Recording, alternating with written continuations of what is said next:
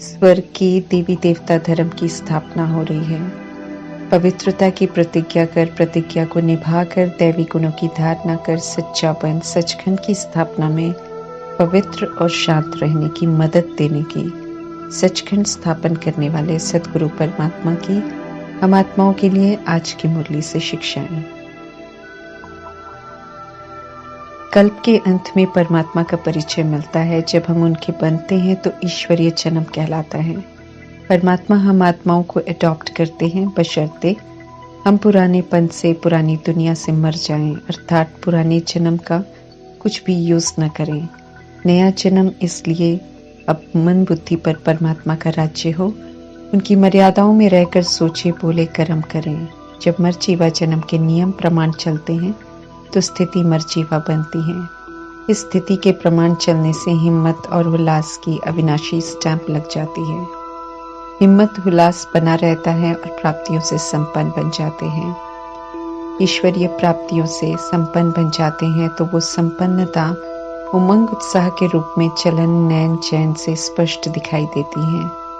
जब ईश्वरीय मर्यादाओं के विपरीत चलते हैं तब उमंग उत्साह खत्म हो जाता है।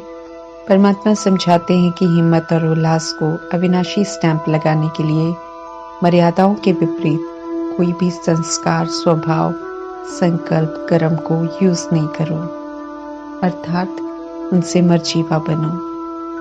जैसे मरने के बाद पुराना सब कुछ भूल जाता है, ऐसे ही अज्ञानता के रावण राज्य के संस्कार, स्वभाव, संकल्प, कर्म को भी बिल्कुल भूल जाए। देह भान, देह अभिमान, दैहिक दृष्टि, वृत्ति, कृति बिल्कुल समाप्त हो जाए। परमात्मा कहते हैं खुद से प्रतिज्ञा करो, दृढ़ता से करो और उसी प्रतिज्ञा के प्रमाण प्रैक्टिकल में चलते रहो तो सर्व प्राप्तियों से संपन्न बन जाएंगे। ये दुनिया मेला है, बहुत बड़ा मेला है, इसलिए इसमें तरह तरह के झमेले हैं। झमेले में रहते हुए झमेलों के प्रभाव से मुक्त रहने के लिए हमें सदा हल्का, सदा नॉलेजफुल होकर चलने के लिए ज्ञान रत्नों का खजाना देते हैं परमात्मा, जिसे धारण कर डबल लाइट रह सकते हैं। जो डबल लाइट रहते हैं, जिन्हें नॉलेज की स्मृति रहती है और जो सदैव हल्के रहते हैं, परमात्मा उन्हें ही धारणा मूर्त कहते हैं। ऐसा धारणा मूर्त हम आत्माओं को बनना है। सर्व आत्माओं के कल्याणकारी परमात्मा पिता जब सर्व आत्माओं का कल्याण करने के लिए ड्रामा में प्रवेश करते हैं तो ये सुहावना कल्याणकारी संगम युग कहलाता है। पतित आत्माओं को, पतित भारत को फिर से परमात्मा पावन बनाने आते हैं। ऑलमाइटी अथॉरिटी, सुप्रीम जस्टिस परमात्मा ड्रामा के बीच में नहीं आते, हर युग में नहीं आते, बल्कि तब आते हैं जब कुछ भी किसी के वश नहीं रह जाता है। दुख, अशांति, पाप, अत्याचार, अधर्म सीमा क्रॉस कर जाते हैं, तब परमात्मा आते हैं अधर्म का विनाश करने। परंतु उनकी विधि बहुत निराली है। वे हिंसात्मक कुछ नहीं करते हैं, बल्कि सत्य धर्म की स्थापना करते हैं। पवित्रता और दिव्यता की धारणा करवाते हैं तो अपवित्रता, आसुरीपन को बढ़ावा देने वाले स्वतः ही स्थूल विनाश की तैयारी शुरू कर देते हैं। पवित्रता की स्थापना में प्रकृति, यूनिवर्स पूरा सहयोग देते हैं, इसलिए देह अभिमान और उससे पैदा होने वाले विकारों को विदाई लेनी पड़ती है। परमात्मा जब आते हैं तो सबसे पहले ड्रामा के विनाश का ही साक्षात्कार कराते हैं और याद भी दिलाते रहते हैं कि अब पुरानी दुनिया और नहीं चलेगी, तो नई दुनिया में चलने का पुरुषार्थ करो। रात को दिन, नरक को स्वर्ग, पतित को पावन बनाने वाले परमात्मा अज्ञानता की रात्रि में विकारों के रावण राज्य में आते हैं, इसलिए उनके आगमन को शिवरात्रि कहते हैं। शब्दों का प्रयोग करना, त्योहार मनाना ये मनुष्य करते हैं, लेकिन उनका यथार्थ अर्थ परमात्मा समझाते हैं। कहने को सब शिव जयंती भी कहते हैं, जिसके लिए परमात्मा कहते हैं कि जयंती शब्द ठीक नहीं है, क्योंकि ये शब्द उनके लिए आता है जो जन्म मरण के चक्र में आते हैं। परमात्मा इस चक्र में नहीं आते हैं, इसलिए जयंती शब्द उनके लिए ठीक नहीं है। आज इस बात का स्पष्टीकरण कर रहे हैं परमात्मा। अज्ञानता की रात्रि पूरी होती है, दिन शुरू होता है। जब परमात्मा आते हैं। दिन शुरू होने से पहले अमृत वेला होता है, जिसमें परमात्मा सच्ची गीता के 18 अध्याय सुनाते हैं। इसे ही सत्यनारायण की, तीसरी की और अमर कथा भी कहते हैं। कलयुग का अंत मुसीबतों वाला है। पांचों तत्व विनाश में सहयोग देते हैं, क्योंकि इसी विधि से पतित कर्मों का हिसाब चुकता होता है। यही असली महाभारत का युद्ध है और गीता के भगवान निराकार परमात्मा भी आए हुए हैं। यादगार में कृष्ण को भगवान दिखाया है और स्थूल रथ पर दिखाया है, जबकि वास्तव में निराकार परमात्मा ब्रह्मा के शरीर रूपी रथ का आधार लेकर सच्ची गीता के 18 अध्याय सुनाते हैं। यादगार काल्पनिक है। कहते हैं कृष्ण युद्ध के मैदान में गीता ज्ञान देते हैं और एक अर्जुन को देते हैं, जबकि सच्चाई है कि निराकार परमात्मा ब्रह्मा द्वारा अर्थात कृष्ण की आत्मा के अंतिम साधारण तन का आधार लेकर सर्व आत्माओं प्रति सच्ची गीता सुना रहे हैं, ताकि सत्य को जानकर परमात्मा को याद कर अपने विक्रम विनाश कर उनसे वर्षा लें। पवित्रता के सागर परमात्मा की श्रीमत पर एक्यूरेट जल पवित्र बनने से कृष्ण बनते हैं। कृष्ण के साथ वही आत्माएं कृष्णपुरी में आ सकती हैं जो पवित्र हैं। प्योरिटी का ही गायन होता है। मीरा का भी गायन इसलिए होता है क्योंकि वो कृष्ण की याद में पावन रही। भक्ति मार्ग में मनोकामनाएं साक्षात्कार द्वारा पूरी होती हैं। साक्षात्कार करने से थोड़ी देर का सुख मिलता है, बाकी मुक्ति, जीवन मुक्ति किसी को नहीं मिलती है, चाहे कोई कितने भी शास्त्र पढ़ ले या काशी कलपट खाकर खुद को कड़ी से कड़ी सजा दे ले। रचता रचना ड्रामा के आदि मध्य अंत से परिचित करवाकर परमात्मा समझाते हैं कि पतित सृष्टि के अंत के पहले पावन बनो। सिर्फ पावन बनने वाले सतयुग में जाएंगे। मुक्ति धाम में जाकर जीवन मुक्ति धाम में आना है। संगम युग में ही सर्व बंधनों से मुक्त, जीवन मुक्त स्थिति और निराकारी स्थिति बनाकर अनुभव करना है। जब तक संगम युग में है, तब तक स्वयं को सतगुणी आत्मा, सतयुगी देव आत्मा समझकर संकल्प बोल कर्म कर अपने संस्कारों को नया बनाना है, क्योंकि संस्कार यहाँ से ही बनाकर ले जाने हैं। शूद्र से ब्राह्मण बनाया है परमात्मा ने, तो कायदे से शूद्र जीवन की अब कोई भी आदत हम में नहीं होनी चाहिए।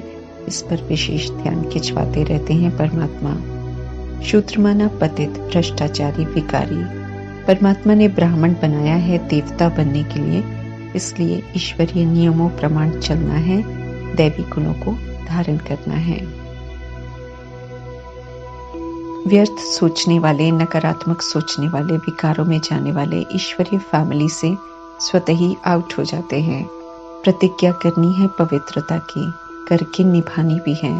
अगर हम प्रतिज्ञा तोड़ते हैं, अपवित्र बनते हैं, तो परमात्मा कहते हैं कि चंडाल बनते हैं। चंडाल मृत शरीरों को जलाते हैं, चूंकि किसी के देह को देख आकर्षित होते हैं और परमात्मा को छोड़ देते हैं। उनसे की हुई प्रतिज्ञा को तोड़कर अपवित्र बन जाते हैं, इसलिए ऐसी आत्माएं श्रापित हो जाती हैं और चंडाल बन फिर विनाशी शरीरों को देखते हैं और जलाते रहते हैं। विकार में जाने वालों से बदबू आती है परमात्मा को, इसलिए ईश्वरीय सभा में परमात्मा का फरमान है कि कोई भी अपवित्र जा नहीं सकता है। अगर जाता है तो दोष लग जाता है। परमात्मा निराकार है, इसलिए उन्हें आजमाना नहीं है गलत कर्म करके या उनके फरमानों की अवज्ञा करके, क्योंकि गलत कर्मों का भुगतान फिर हमें ही चुकता करना पड़ेगा। जो पवित्र नहीं बन सकते हैं, परमात्मा कहते हैं उन्हें मधुबन में आने का हुक्म नहीं है। कलयुग की दुनिया में परमात्मा के आने से पहले किसी ने भी नहीं बताया कि विकार जहर है, विष है। इससे आत्मा के स्वधर्म की हत्या होती है, शक्ति घटती जाती है, आत्मा तमोप्रधान पत्थर बुद्धि बन जाती है। इसलिए लोग शादियां धूमधाम से करते रहते हैं। विकारों से धर्म भ्रष्ट, कर्म भ्रष्ट बन गए हैं, ये परमात्मा आकर समझाते हैं। काम विकार में जाने वाले, विकारों से जन्म लेने वाले सभी पतित हैं इस समय। परमात्मा समझाते हैं कि ये आत्मघात है, इसे विष, इसलिए इस विष को पीना मना करते हैं। परमात्मा आकर फरमान करते हैं कि अब इस विष को बंद करो और ज्ञान अमृत पियो। भक्ति करने से फल नहीं मिलता है, भक्ति करके गिरते ही आए हैं, इसलिए परमात्मा को ड्रामा में आना पड़ता है भक्ति का फल समझ देने के लिए, क्योंकि भक्ति करते हुए भी बेसमझ और कंगाल बन जाते हैं। पतित पावन परमात्मा को बुलाते हैं, पूजा स्थानों में खुद को पतित कहते हैं, लेकिन जब कोई उन्हें पतित कहता है तो इनकार कर देते हैं। जब परमात्मा स्पष्ट कर समझाते हैं तो अनुभव होता है कि हम सच में पतित और बेसमझ बन गए हैं। हम अविनाशी आत्माएं हैं। जब सृष्टि रूपी ड्रामा में पार्ट बजाते हैं तो ड्रामा भी अविनाशी हो जाता है, क्योंकि एक बार जो रिकॉर्ड हो जाता है आत्मा में वो मिटता नहीं। आत्माएं अपने अपने समय पर पार्ट बजाने सृष्टि पर आ जाती हैं, भले पार्ट में रहते तंग होकर कहें कि मुक्ति चाहिए इस ड्रामा से। मुक्ति में जाकर भी आत्माएं अपने समय पर आ ही जाती हैं, पिछली बातें सारी भूल जाती हैं। सभी धर्म भ्रष्ट हो जाते हैं, इसलिए सारी दुनिया ही कांटों का जंगल बन जाती है और सर्व आत्माएं कांटा बन जाती हैं।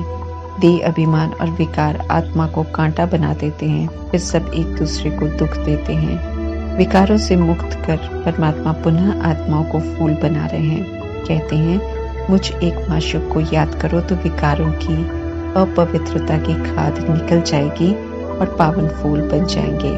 पावन बनेंगे तो सेफ हो जाएंगे, परमात्मा की छत्र छाया में आ जाएंगे, साथ साथ जाएंगे। पावन नहीं बनेंगे तो परमात्मा के संग उड़ नहीं सकेंगे, अकेले हो जाएंगे, धर्मराजपुरी में अटक जाएंगे। पवित्र तो सभी को बनना पड़ेगा, चाहे कोई परमात्मा की श्रीमत प्रमाण चलकर बन जाए या फिर धर्मराजपुरी में सजा खाकर बने। मृत्यु लोक की ये अंतिम लड़ाई होनी है, फिर 2500 वर्ष तक कोई भी युद्ध नहीं होगा। सुख और शांति में रहेंगे सब उस गॉड के किंगडम में। वहां जाने के लिए अभी पवित्र, सुखी, शांत, आनंदित, शक्ति, प्रेम, ज्ञान स्वरूप होकर सतयुगी किंगडम की स्थापना में अपना सहयोग देना है। अमरलोक की स्थापना करने में जो मददगार बनते हैं वे ही अमरलोक में जाते हैं। मदद धारणा स्वरूप बनकर कर सकते हैं।